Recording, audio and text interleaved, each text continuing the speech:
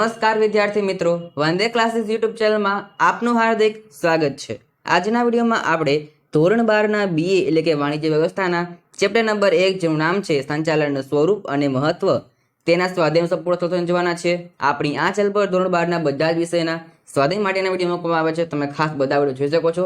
તમને બધા જ વિડીયો લિંક નીચેથી મળી જવાની છે અને આ ઉપરાંત તમને ખાસ કઈ વિડીયો પસંદ આવે તો વિડીયો લાઈક કરજો, વિડીયો સજાવ જોરથી કરજો જેથી બાકીના વિદ્યાર્થીઓ વિડીયોને જોઈ શકે। ઉપરાંત તમને આની પીડીએફ મળી રહેવાની છે। તમને આપણે નીચે નંબર આપેલા હશે, તમે ત્યાં મેસેજ કરીને આની પીડીએફ મંગાવી શકો છો। તો માટે ખાસ આની પીડીએફ પર તમે મંગાવી લેજો। પરંતુ આપણું વોટ્સએપ ગ્રુપ જોઈન ન કરીએ હોય તો ખાસ તેને જોઈન કરી લેજો। તમે તેની પર લિંક નીચે મળી જશે, તમે ત્યાંથી ઉપયોગી માહિતી સપોર્ટ મળતી રહેશે। માટે ખાસ તમે છે વોટ્સએપ ગ્રુપને પણ જોઈન કરી લેજો। તો ચાલો આપણે આજના આ વિડીયોની શરૂઆત કરીએ। ધોરણ 12 વિષય વાણિજ્ય વ્યવસ્થાનું સંચાલન ચેપ્ટર નંબર 1ના સ્વાધ્યાયનું સંપૂર્ણ સોલ્યુશન। પ્રશ્ન નંબર 1, નીચેના પ્રશ્નના જવાબનો સાચો વિકલ્પ પસંદ કરીને ઉત્તર લખવાનો, એટલે કે વિકલ્પ તમને અહીં આપેલા છે, એમસીક્યુ આપેલા છે। પહેલો વિકલ્પ છે અન્ય વ્યક્તિઓ પાસેથી કામ લેવાની કળાને શું કહે છે? તો જવાબમાં આવશે અહીંયા બી એટલે કે સંચાલન કહે છે। બીજો વિકલ્પ પ્રવૃત્તિની દ્રષ્ટિએ સંચાલન એ કેવી પ્રવૃત્તિ છે? તો જવાબમાં આવશે એ એટલે કે સર્વવ્યાપી પ્રવૃત્તિ છે। ત્રીજો વિકલ્પ જ્ઞાનને અમલમાં મૂકવાની સરળ પદ્ધતિને શું કહેવામાં આવે છે? તો જવાબમાં આવશે સી એટલે કે કળા કહેવામાં આવે છે। ચોથો વિકલ્પ વ્યવસાય મંડળો પોતાના વ્યવસાય માટે કઈ બાબતોનું ઘડતર કરે છે? તો જવાબમાં આવશે સી એટલે કે આચાર સંહિતાનું ઘડતર કરે છે। પાંચમો વિકલ્પ સંચાલનની સપાટીઓ કેટલી છે? તો જવાબમાં આવશે સી એટલે કે 3। છઠ્ઠું ઉચ્ચ સપાટી સંચાલનમાં કોનો સમાવેશ થાય છે? જવાબમાં આવશે ડી બોર્ડ ઓફ ડિરેક્ટર્સ। સાતમો વિકલ્પ ત્યાર પછીનો તળ સપાટીને બીજા કયા નામે ઓળખવામાં આવે છે? જવાબમાં આવશે એ એટલે કે કાર્યકારી સપાટી। ત્યાર પછી આઠમો વિકલ્પ છે નીચેનામાંથી કોનો સમાવેશ સંચાલનની એકમ સપાટીમાં થતો નથી? તો જવાબમાં આવશે સી એટલે કે કામદાર। નવમો વિકલ્પ આયોજન એ ધંધાકીય સાહસનું મગજ છે, તો વ્યવસ્થા તંત્ર એ શું છે? તો જવાબમાં આવશે સી એટલે કે શારીરિક માળખું છે। દસમો વિકલ્પ છે ત્યાર પછીનો નીચેનામાંથી બજાર સંચાલનનું કાર્ય કયું છે? તો જવાબમાં આવશે સી એટલે કે પેદાશ મિશ્ર। ત્યાર પછી છે 11મો વિકલ્પ, છેલ્લો વિકલ્પ છે નીચેના પૈકી કોઈ એકનો માનવ સંસાધન સંચાલનમાં સમાવેશ થતો નથી? તો જવાબમાં આવશે એ સમારકામ અને જાળવણી, આનો જે સમાવેશ છે એ થતો નથી। ત્યાર પછી છે પ્રશ્ન નંબર બીજો, પ્રશ્નો તરીકે વાક્યમાં લખવાનો છે। પહેલો સવાલ છે સંચાલન એટલે શું? તો જવાબમાં આવશે સંચાલન એટલે ઓછામાં ઓછા સમય અને ખર્ચે ઉપલબ્ધ સાધન સગવડોનો શ્રેષ્ઠ ઉપયોગ કરીને એકમના નિર્ધારિત ધ્યેયને સિદ્ધ કરવાનું કાર્ય એટલે કે સંચાલન।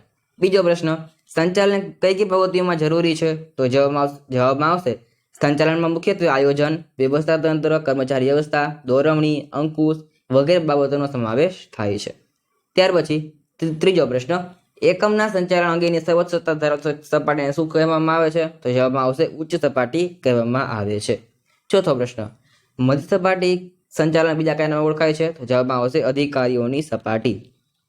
પાંચમો પ્રશ્ન છે મુખ્ય વહીવટી અધિકારી તરફથી પ્રાપ્ત થયેલ હુકમનો અને સૂચનાનો અમલ કઈ સપાટી કરે છે? તો તેનો અમલ છે તળ સપાટી કરે છે। તેના તમને અન્ય નામ આપેલા છે, તળ સપાટી, નિમ્ન સપાટી, નિરીક્ષકોની સપાટી વગેરેના છે એ બીજા નામ છે, જે તે પણ જરૂરથી ધ્યાનમાં રાખજો। છઠ્ઠો પ્રશ્ન તમને આપેલો છે અહીંયા યંત્રોની ગોઠવણી અને સમારકામ લગતા કાર્યો સંચાલનની કઈ સપાટીએ થાય છે? તો તે સંચાલનની તળ સપાટીએ થાય છે। સાતમો સવાલ પેદાશ મિશ્રમાં કયા કયા ગુણધર્મોનો સમાવેશ થાય છે?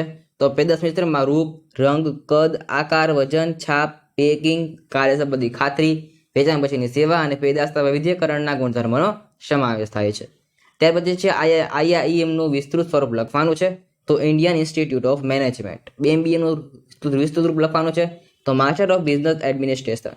સીઈઓનું થશે તમારે ચીફ એક્ઝિક્યુટિવ ઓફિસર। આ તમારા માટે મોસ્ટ આઈમ્પી છે બોર્ડની પરીક્ષા માટે, તમને આમાંથી જરૂર છે તો પૂછાય જ શકે છે। ત્યાર પછી છે પ્રશ્ન નંબર ત્રીજો, પ્રશ્ન ઉત્તર ટૂંકમાં લખવાના છે। પહેલો સવાલ છે સંચાલનની ઉચ્ચ સપાટીના કોઈ પણ બે કાર્યો લખવાના છે, તો પેલું આપણે લખી શકીએ કે ડિરેક્ટરો ધંધાકીય એકમના ટ્રસ્ટી તરીકેનું કાર્ય કરે છે। બીજું ધંધાકીય એકમના મુખ્ય અને ગૌણ ઉદ્દેશો નક્કી કરે છે। બીજો પ્રશ્ન સંચાલનથી સમાજને કયા કયા લાભો થાય છે? તો જવાબમાં આવશે દરેક ધંધાકીય એકમ સમાજમાં રહીને સમાજના સાધનોનો ઉપયોગ કરીને સમાજના લોકોના લાભાર્થે પોતાની કામગીરી કરે છે।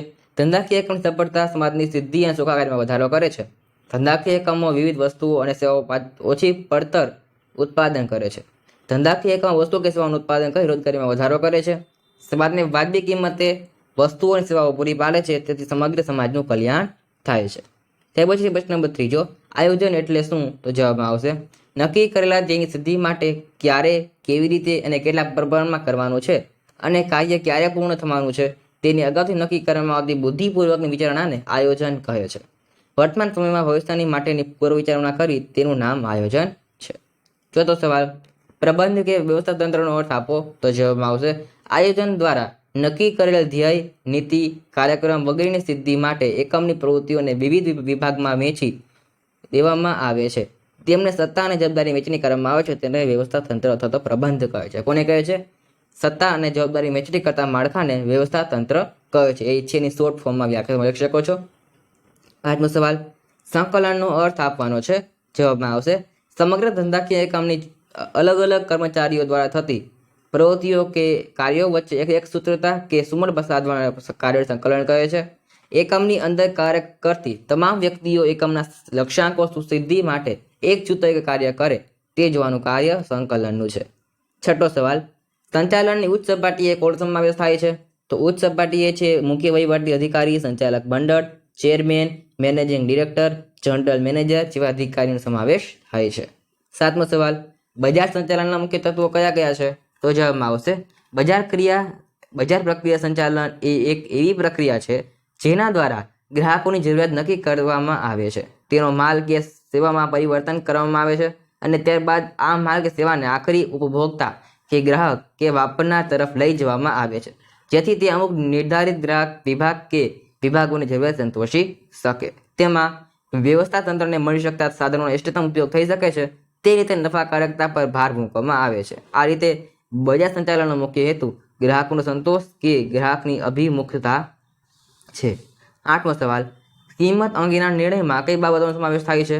તો તેમાં જ એ કિંમત નિર્ધારણ, વેચાણ નીતિ, શાક નીતિ, વટા વગેરેની નીતિ, જથ્થાબંધ કે છૂટક વેચાણ, મધ્યસ્થીઓનું કમિશન, ત્યાં આવશે મધ્યસ્થીઓનું કમિશન વગેરે અનેક બાબતોનો સમાવેશ થાય છે. નવમો સવાલ છે, કર્મચારી વ્યવસ્થાની સમજ આપો. તો જવાબમાં આવશે ડોક્ટર જ્યોર્જ આર ટેરીના મતે કર્મચારી વ્યવસ્થાનો ઉદ્દેશ સંતોષકારક અને સંતુષ્ટ કર્મચારી દળ ઊભું કરવાનો છે, જાળવી રાખવાનો અને વિકસાવવાનો છે. જ્યાં એકમ હોય ત્યાં કર્મચારી હોય જ. તેમના વિનાનું એકમ એ આત્મા વિનાનું હાડપિંજર જેવું છે. કોઈ પણ એકમની પ્રવૃત્તિ સફળતાનો આધાર કર્મચારી પર રહેલો છે. કર્મચારી વ્યવસ્થા એકમમાં યોગ્ય જગ્યાએ, યોગ્ય સમયે, યોગ્ય સમયમાં યોગ્ય લાયકાત ધરાવતા કર્મચારીની ભરતી, પસંદગી, તાલીમ, વિકાસ, બઢતી, બદલી, છૂટા કરવા, નિવૃત્તિ અને તેમના માટે કલ્યાણકારી પ્રવૃત્તિઓ વગેરે પ્રશ્નોનો વિચાર કરે છે. ત્યાર પછી તે પ્રશ્ન નંબર 4, પ્રશ્ન ઉત્તર મુદ્દાસર લખવાના છે. પેલો સવાલ છે, સંચાલનનું મહત્વ જણાવો. તમારા માટે મોસ્ટ ટાઈમ પ્રશ્ન છે, તો જવાબ તમે જોઈ શકો છો સ્ક્રીન ઉપર. પેલું તમારે છે આવશે દરેક ક્ષેત્રમાં જરૂરી, બીજું છે સાધનોનો ઇષ્ટતમ ઉપયોગ, ત્રીજું છે ધ્યેય સિદ્ધિ, ચોથું છે ધંધાની સફળતા માટે ઉપયોગી, પાંચમું રોજગારીની તકમાં વધારો, છઠ્ઠું નફામાં વૃદ્ધિ, સાતમું આવશે સામાજિક લાભ, આઠમું છે રાષ્ટ્રીય હેતુ. તો અહીં તમારે 8 અહીં આ લખવાના રહેશે. બીજો સવાલ છે, સંચાલન એક વ્યવસાય છે, સમજાવો. તો તમે જવાબ લખી શકો સંચાલક એક વ્યવસાય છે, તો એમાં આવશે કોઈ પણ ક્ષેત્રનું વિશિષ્ટ જ્ઞાન પ્રાપ્ત કરીને તે જ્ઞાનનો લાભ સમગ્ર સમાજને આપવામાં આવે અને બદલામાં ફી મેળવવામાં આવે તેને પ્રવૃત્તિનો વ્યવસાય કહે છે. ડોક્ટર, વકીલ, ચાર્ટર્ડ એકાઉન્ટન્ટ, ઇજનેરો વગેરે વ્યવસાય વ્યક્તિઓ છે. ઉપરોક્ત વ્યક્તિઓનો વ્યવસાય એ પ્રવૃત્તિ છે કે જેમાં સામાન્ય રીતે નીચે લાક્ષણિકતા જોવા મળે છે. પહેલી લાક્ષણિકતા છે વિશિષ્ટ પ્રકારના જ્ઞાનની જરૂર, બીજું છે જ્ઞાનમાં વૃદ્ધિ અને સંશોધન, ત્રીજી લાક્ષણિકતા છે વ્યવસાય મંડળો, ચોથું છે આચારસંહિતાનું પાલન. આટલી છે તેની 4 લાક્ષણિકતાઓ છે. કોણ? તો કે વ્યવસાયની. તે પછી છે પ્રશ્ન નંબર 3, ઉચ્ચ સપાટ સંચાલનના કાર્ય જણાવવાના છે. તમે જે જવાબ છે સ્ક્રીન ઉપર જોઈ શકો છો અને વાંચી શકો છો વિડીયો પોઝ કરીને. ત્યાર પછી તમારા મોસ્ટ ટાઈમ પ્રશ્ન તમારા માટે છે બોર્ડની પરીક્ષા માટે, તો કે સંચાલનની વિવિધ સપાટીનો તફાવત લખવાનો છે તમારે, જે તમારા માટે મોસ્ટ ટાઈમ છે, ખાસ છે ધ્યાનમાં રાખજો. તો જે જવાબ છે તેનો સ્ક્રીન ઉપર જોઈ શકો છો. ત્યાર પછી આપેલું પ્રશ્ન નંબર 5, સંકલનનું મહત્વ જણાવવાનું છે. તમે જવાબ પર તમે સ્ક્રીન પર જોઈ શકો છો. ત્યાર પછી માનવ સંસાધન સંચાલનનું મહત્વ જણાવવાનું છે. ત્યાર પછી છે નાણાકીય સંચાલનના કાર્ય પૂછેલા છે તમને અહીંયા. તો પહેલું આવશે નાણાં જરૂરત સંતોષવી, સમયની દ્રષ્ટિએ નાણાંનું આયોજન કરવું, અંદાજપત્ર બનાવવું, આવકની ફાળવણી કરવી, મૂડી માળખાનો વિચાર કરવો અને પ્રાપ્તિ સ્થાનો પસંદ કરવા, નાણાં મેળવવા માટે કાર્યવાહી કરવી, મેળવેલા નાણાંનો યોગ્ય ઉપયોગ થાય તે વ્યવસ્થા ગોઠવવી અને નાણાકીય નીતિની પ્રક્રિયા કરવી. તો આટલા છે નાણાકીય સંચાલનના કાર્ય તમારે આવશે. ત્યાર પછી પ્રશ્ન નંબર 5 પ્રશ્ન ઉત્તર વિસ્તારપૂર્વક લખવાના છે. પેલો સવાલ છે તેની અંદર સંચાલનનો અર્થ આપી તેની લાક્ષણિકતા સમજાવવાની છે. તો વ્યાખ્યા આવશે તો સંચાલન એ અન્ય વ્યક્તિ પાસેથી કામ લેવાની કળા છે. બીજી વ્યાખ્યા તમે લખી શકો તો ઓછામાં ઓછા સમયે અને ખર્ચે ઉપલબ્ધ સાધનો સગવડનો શ્રેષ્ઠ ઉપયોગ કરીને એકમના નિર્ધારિત ધ્યેયને સિદ્ધ કરવાના કારણે સંચાલન કહે છે. આપણે તેની એક વ્યાખ્યા છે તમે જોઈ શકો છો અહીંયા. આ વ્યાખ્યા કોને આપેલી તો કે લિંગ્વિસ્ટનના મતે આ વ્યાખ્યા તમને આપેલી છે. તે પછી હજી એક વ્યાખ્યા તમને આપેલી છે ડોક્ટર જીઓ જાટીલીના મતે તો કે સંચાલન એક એવી પ્રવૃત્તિ છે જે માણસો, યંત્રો, સાધનો, પદ્ધતિઓ, નાણું અને બજારનું આયોજન કરી તેના પર અંકુશ રાખવાનું કાર્ય કરે છે. આપણે તેની એક વ્યાખ્યા તમે કહી શકો છો. તો કોઈ પણ 3માંથી એક વાક્ય લખશો તમને પૂરા માર્ક્સ તરફથી મળવા પાત્ર થશે. તો અહીંયા આપેલી તમે લાક્ષણિકતા આપેલી છે. પહેલી લાક્ષણિકતા છે સર્વવ્યાપી પ્રવૃત્તિ, બીજું છે હેતુલક્ષી પ્રવૃત્તિ, ત્રીજું છે જૂથ પ્રવૃત્તિ, ચોથું છે સતત ચાલતી પ્રવૃત્તિ, પાંચમું માનવીય પ્રવૃત્તિ, છઠ્ઠું નિર્ણય પ્રક્રિયા, સાતમું વિજ્ઞાન, કળા અને વ્યવસાય. ત્યાર પછી પ્રશ્ન બીજો આપેલો છે સંચાલનની 20 સપાટીના આકૃતિ દોરી દર સપાટીના કાર્ય જણાવવાના છે. તમે જોઈ શકો છો કાર્ય.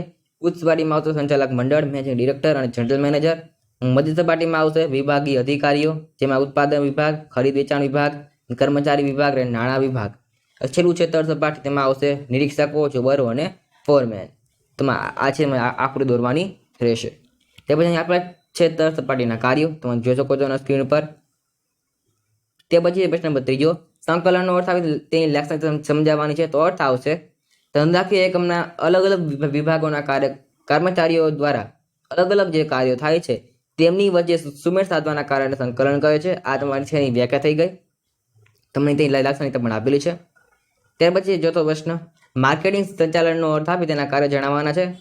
તો અર્થ તમને આવશે કે માલ કે સેવાને ઉત્પાદન પાસેથી લઈ ગ્રાહકો સુધી પહોંચાડવાની ક્રિયાને વિશાળ અર્થમાં માર્કેટિંગ સંચાલન કહે છે. એની અંદર તમારે છે બજાર સંચાલનમાં વસ્તુ કે નાણાંના વિનિમય ઉપરાંત બજાર સંશોધન, વિતરણ વ્યવસ્થા, વેચાણ વૃદ્ધિ, સંગ્રહ, વીમો વગેરે બાબતોનો સમાવેશ થાય છે. તેના કાર્યમાં પેલું આવશે પેદાશ અથવા પેદાશ મિશ્ર, કિંમત, વિતરણ. ત્યાર પછી આવશે અભિવૃદ્ધિ. આ તેના છે 4 તમને કાર્ય આપેલા છે. 5મો સવાલ છે ત્યાર પછીનો માનવ સંસાધન સંચાલનનો અર્થ આપે તેને લાક્ષણિકતા સમજાવવાની છે. તમે તેનો જવાબ છે સ્ક્રીન પર જોઈ શકો છો.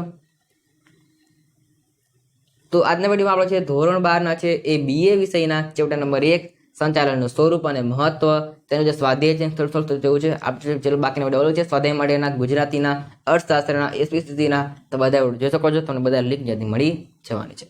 તો આજના વિડીયોમાં આટલું. મળશું નેક્સ્ટ વિડીયોમાં. Thanks for watching. All the best. જય હિન્દ. વંદે માતરમ.